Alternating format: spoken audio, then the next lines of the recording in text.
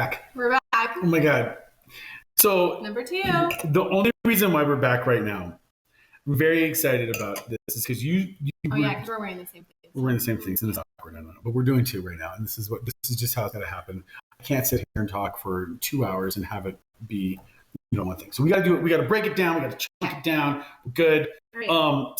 We're sitting here chatting, enjoying our different colored mimosas here this today. Is a problem because mine's more clear than yours. It is very much more clear.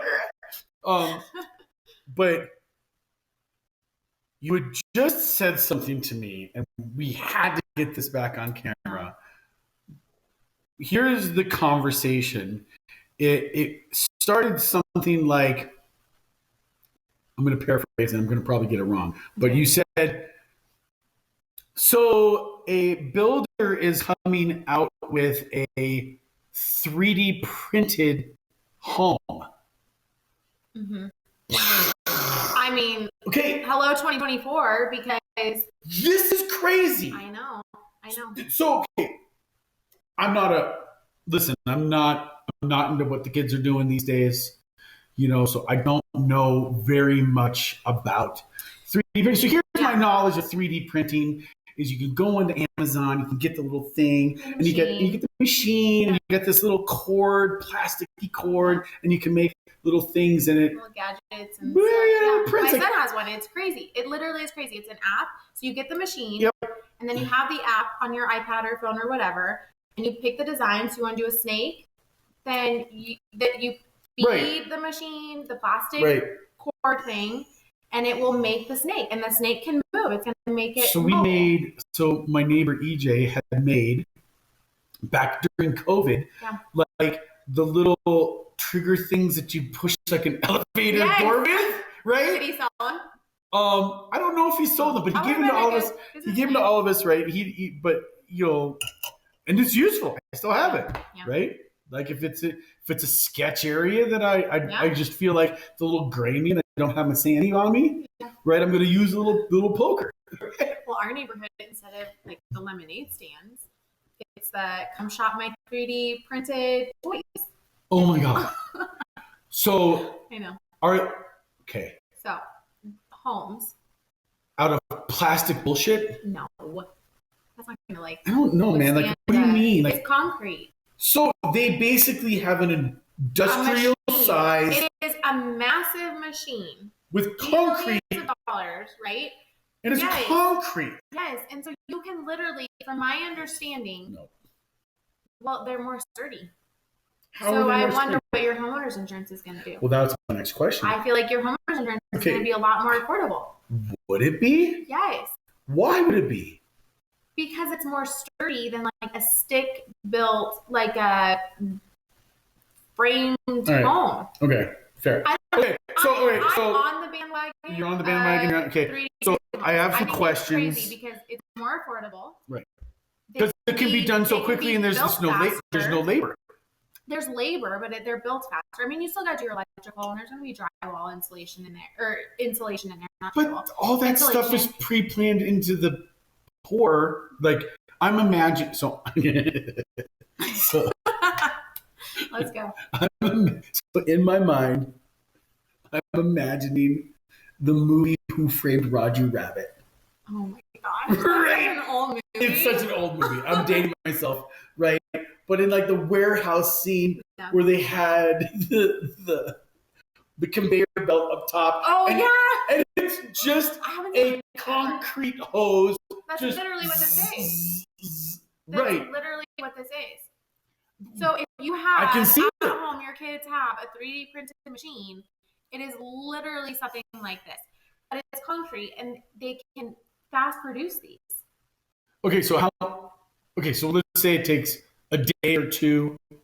What I've been told is it takes a day. It depends on the machine, first of all. Okay, your machine quality, right? Clearly. Clearly. So it depends on the machine. But if you've got an excellent machine, from my understanding, you can basically print or have an entire floor done in one day. So if you have a 2-story home with a basement, 3 days. 3 days. Now, and then you can get down to the detail of, do you want a smooth wall? Do you want a structured wall? The outside of the home, do you want it to be like tile? Do you want it to be rock look? Do you want it to be smooth? You can have planter boxes built into it. Like, you can get so detailed with these things. The option list on this is gotta be incredible. Yeah. But just from a builder standpoint, the monetary just upside opportunity from options is got to be incredible. Yeah, and from my understanding, the roof is going to be a roof, right? So you're going to have like a normal wood roof. It's going to be a normal roof, like an asphalt or a tile. That's all going to be the same. They haven't. But they could probably print. They roof probably tiles. Could, but I don't. Like from my understanding tiles? Is they've just left the roofing to the roofers. Which let's keep our roofers still in business. Right, I agree. So I don't know. It's pretty crazy. And then. So okay. I'm not so sure I'm on the bandwagon here yet. Okay. Right? I feel like you're a hard sell. I'm a hard sell, but once I'm sold, I'm in. Sell. You knock on my door, done. I'll say, I'll give you my money. What do you want? I walk through thousands of homes every year. Yeah. I deal with hundreds of buyers every year that are looking and giving feedback, and the nuances of what makes a house a home to these buyers. So yeah, I'm a hard sell. There's nothing wrong with that. I wish I was a hard sell. I feel like a concrete built house is going to feel like a prison. No, I mean, you're gonna pretty the walls up, right? So think of a modern home, like a super modern home. Feels when you super go in, cold. like when we took a family vacation to Tulum last April, and we rented a house, and it was concrete. It was like, oh my gosh, it was beautiful. And then they did a rock wall on the inside, and so there's ways to pretty it up. Totally, yeah, there is.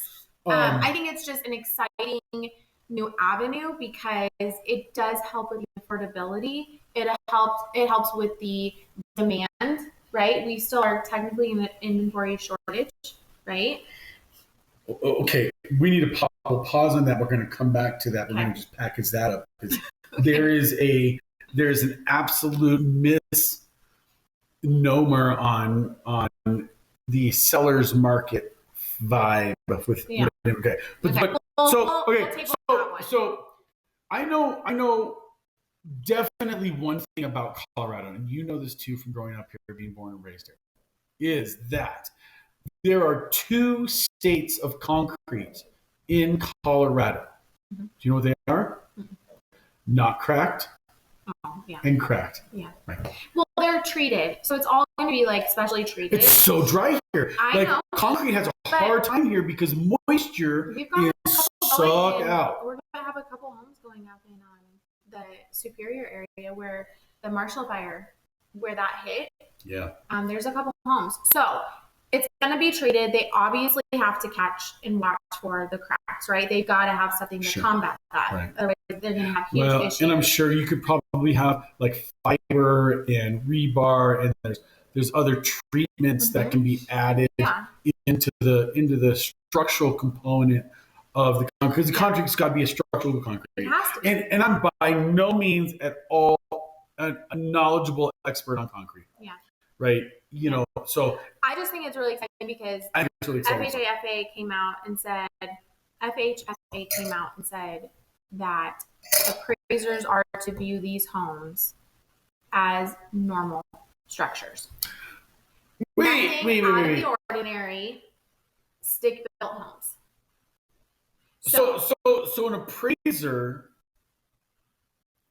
can look at this prefabbed. It's not prefab though. It's built on the structure. Well, that was my next question. It's not nothing. So is this factory? So is this machine on site? It's on site. It's so they're not trucking the walls in. No. Okay. No. It's all built on site, which I can see how they can do that. The biggest caveat is with you hear 3D printed home. Like, what does insurance look like? What does financing look like? Right.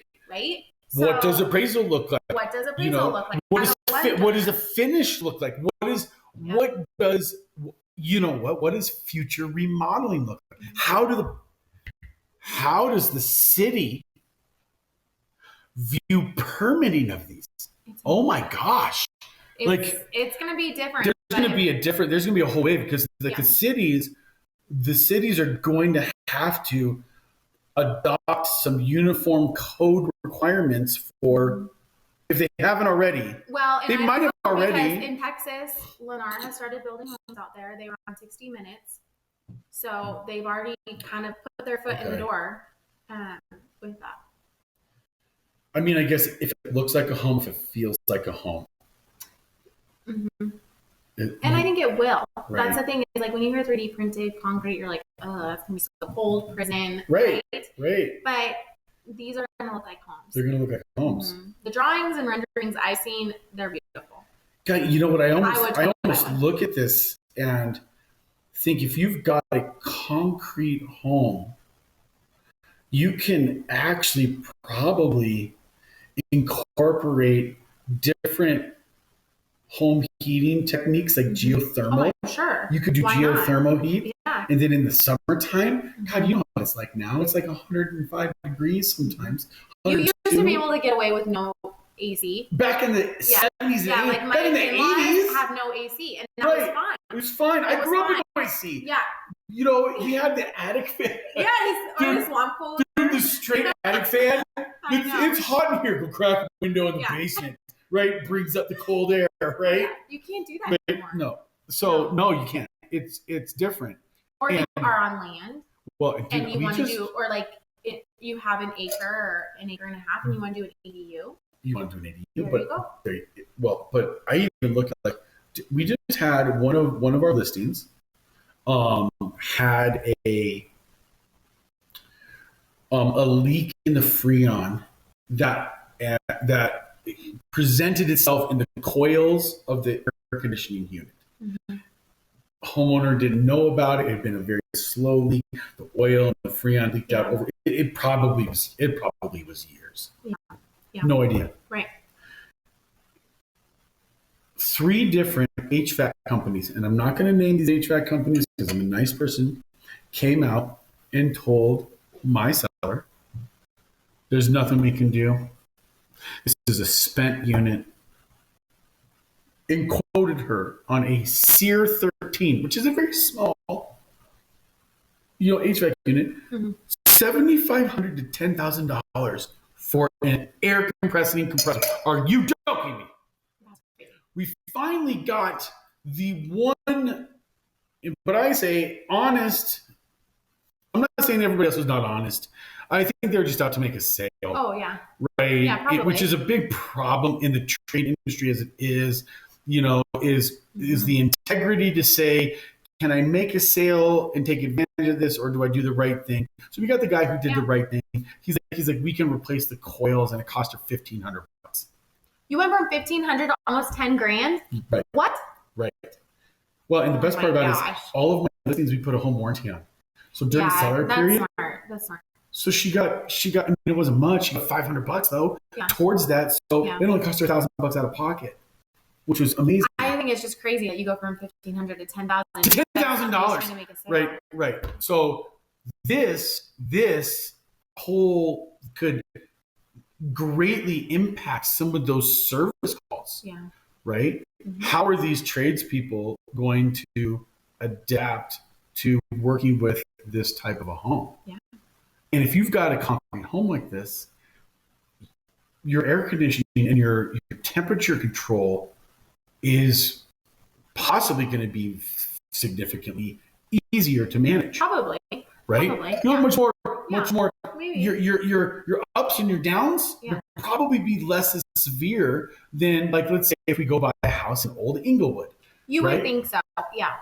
I'm not the expert, but you would think so. This is leading edge stuff. Like it is, and it's like it's kind of funny because Colorado is like the log home, right?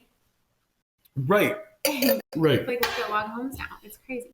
But now it's 3D printed. It's weird. legit, you could probably tell this 3D printer to make my home look like a log home. You could, I think. Like, for real. I think you could tell. Are you kidding me? Whatever.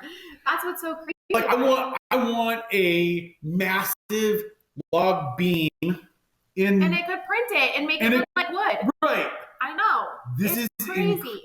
And then they come in and yes, it's like AI. It's all of this stuff is so crazy.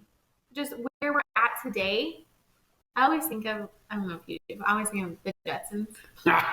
I loved that movie growing up. I loved it. The movie? You mean the show? Well, the show, the movie. There's a movie? They had a movie. I think so. I don't think I ever saw.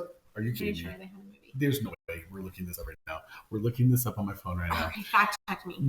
Dude, I want, because. But I loved the Jetsons. The Jetsons movie? Rosie, I want to see this. Loved it. Oh, wait, I do think I remember this, actually. I just feel like with Rosie, and I'm literally waiting for the time where my dishwasher can clean and put away everything, where I don't have to empty the dishwasher. This was a movie, yes. It was a movie, right? This is good. Okay. Anyway, so it's just weird that we're here at this point in life and going into 2024. It's funny because you look at this business, and I was really fortunate to grow up in a family with very intelligent parents. Mm-hmm. My dad was a mechanical engineer. My mom was, an educator, but master's degree. Like even like aunts and uncles, and with like high level degrees and chemistry teachers and facility. Like my grandpa was a facilities operations guy for DU for decades. Right. So I learned a lot about the construction industry, just how to think about things, and going through working for a builder for a few years, being trained on a weekly basis on what it takes to build homes.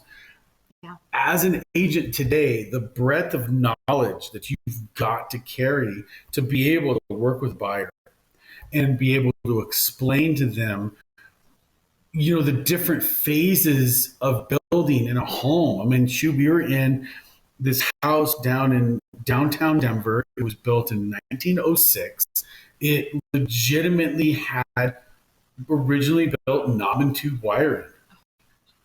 I mean, the house had been rewired. Yeah, that's good. But it was rewired to aluminum wiring. So then it had to be rewired again. So then it had to be pigtailed, right?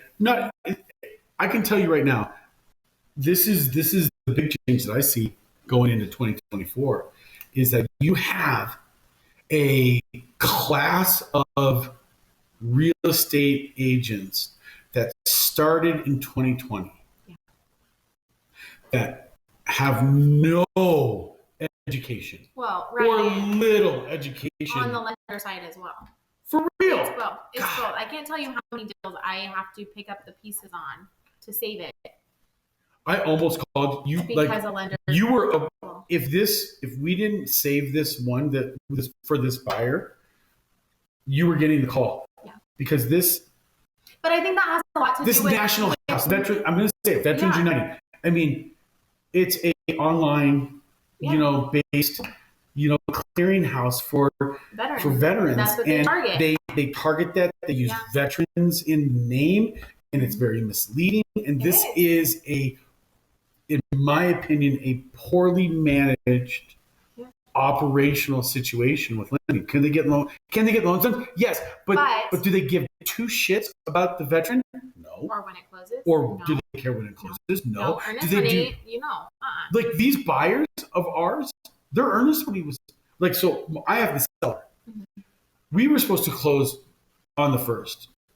These poor buyers' earnest money is gone. Like, if they had to terminate for any reason, technically, no. Like, there's the mandatory clause only protects them for the value. Value's there. The lender has just screwed up. They missed all of their deadlines. That's the problem with, you could say, on the lending side and the real estate side. When you have buyers or sellers who are looking to contract with a realtor or use a lender, it is so critical that you know their backgrounds. Because there are so many people that got into this industry on the real estate side and the lending side during 2020 and 2021 because it was like you literally could breathe and get a deal. Right. And there's a lot that goes into both sides.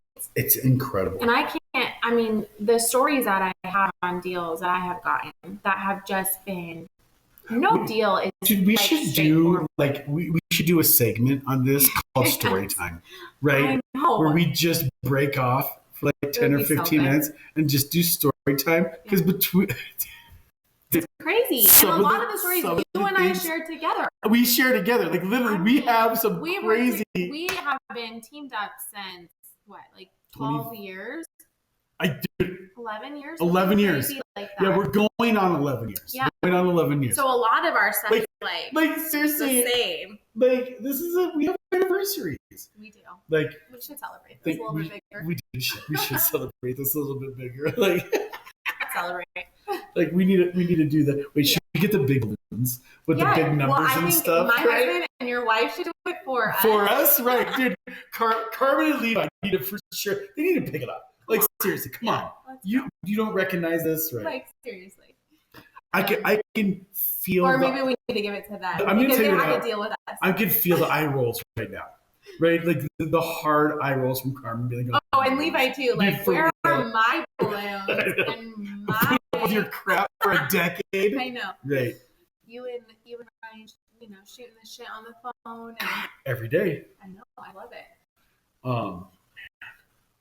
Good times. I don't know. Like I do see this. I'm seeing it already. Actually, so there's been somewhat of a change. I have probably one of the industry's best transaction managers that works with me. I'm not going to say she works for me because she certainly does not work for me. She's a rock star, though. She works with me. And her name is Dina. And I love her. Oh my gosh! First of all, I love her because she will put me in my spot in a second, and it's exactly what I needed, and I love it. But hearing her stories, because she's on close to 500 or 600 transactions in a year between all the agents that she supports. Right? Mm-hmm. Yep. And the thing that's been occurring. This is okay. So we're getting into it right now. The things that have been created, she has seen almost a doubled and tripled amount of terminations. What? At inspection. Really? Because they can't resolve? This is stemming from the agents now that are getting the deals, are agents that have on average less than 5 transactions closed in a year, right? Mm-hmm. And we've seen this, You've seen the market go to, we're in this pivotal time, we're in this transitional period.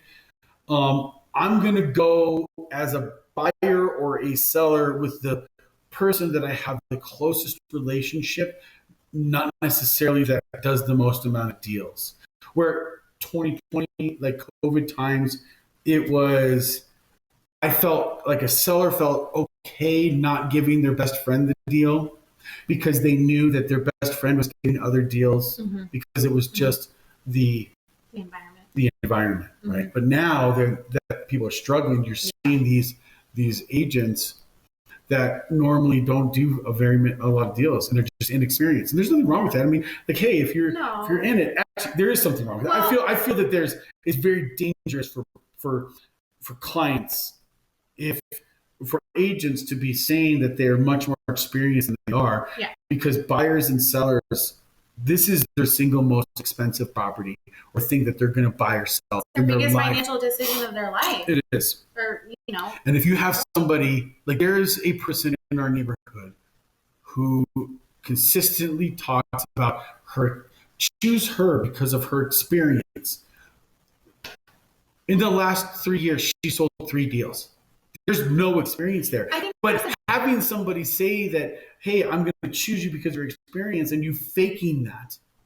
That is very different. That's actually very risky. It's dangerous. But I think there's a difference if you're new to the industry, you're hungry, and you are making this your career. Right. Well, because if you're hungry and you want to make this your career and you want to do everything possible, totally different story. That is a different story, because then you will do everything possible to keep it together and to advocate for your client. And but if you're just in this part-time because you want to pay for some vacations or kids soccer fees or whatever it is, I mean, I get it, right? Don't use these buyers and sellers. Wait for friends and family to come. Right. Wait for friends and families. Don't get out there. Okay, I digress. But that's getting Dean has been really worried about, like, she's never seen so many terminations. And what's happening is that you've got these agents who are working with each other that may not have the experience or knowledge of construction or how homes are built or what's important and what's not, to be able to set up their buyer or their seller before that inspection even happened on what's going to happen. Now, then you have a whole other problem with the home inspection industry. There are, by and large, really good inspectors that are very knowledgeable, that are grounded in facts, that are absolutely just 100% knowledgeable. Our inspector that we recommend, his name's Peter from Buyer's Choice. He is a very pragmatic individual. He's not setting off alarms, but he's certainly not downplaying things. No, he'll tell you, he'll tell you the truth. I've noticed this could be an issue in a couple of years, probably. Yes. Right. So it's up to you. He's not telling people how much things cost. Right. That's not his role. Right. He stays in his lane. But it gives me as an agent a really good basis to have an intelligent, thoughtful, and thorough conversation with a buyer on very productive. What's happening in this house, what's important, what's not important, it just feels important, and what are things that need to be addressed, whether it's from the seller, whether it's from when we talk about it. But what's happening in the world right now is that all of these agents, they don't know how to have that conversation. So terminations are happening. That's sad. I don't know how we got on this tangent. I don't either, but we got on a lot of tangents. Oh my God. This legit was a tangent. It's so good. So I think it's great. It's good conversation because... No, I know, because we were talking about the 3D printed house. Well, that's how it started, but I don't know how we got on this. Right, well, because you're going to have buyers and sellers buying these homes and selling these homes. How are inspectors going to deal with this? Right? How are buyers, agents... It as anything normal. Nothing unique. But is it? Well, I feel like it is. Because your electrical is going to be the same. You're going to have insulation on that. I guess so, yeah. What is there going to be? I'd be curious. So, are the walls concrete, and then on the inside, is it framed? It's not framed, but is there drywall? I don't know. You're asking too many questions. I'm asking questions. I don't know these things. But I do know that there is insulation involved. To what extent, at what point of the build, I don't know. There has to be in the attic. Yeah. In the gable of the house. But there's no wood. But aren't you going to have trusses to put a roof on? For the roof, but I'm talking about the framing of the home in itself. You're not going to have that. Well, because that's going to be the insulation itself is a concrete wall. Yeah, but there's if you're 12 inches thick, that's insulation in itself. My understanding is they'll have an additional insulation, but maybe that is in the attic. Right. Yeah. I can see if you've got the balls, but you throw some trusses out, right, that create the gable, right? Yeah. You put some ventilation through there. You get some insulation in there. It's so crazy. It's crazy. It's kind of also reminds me the Lorax, Dr. Seuss, right? Where they had the fake trees and. Oh my gosh. It's weird, but it's exciting times. Good stuff. All right. Okay. Cool. Good times. Good times. Cheers. Slingin Lumber. There we go. Slingin Lumber.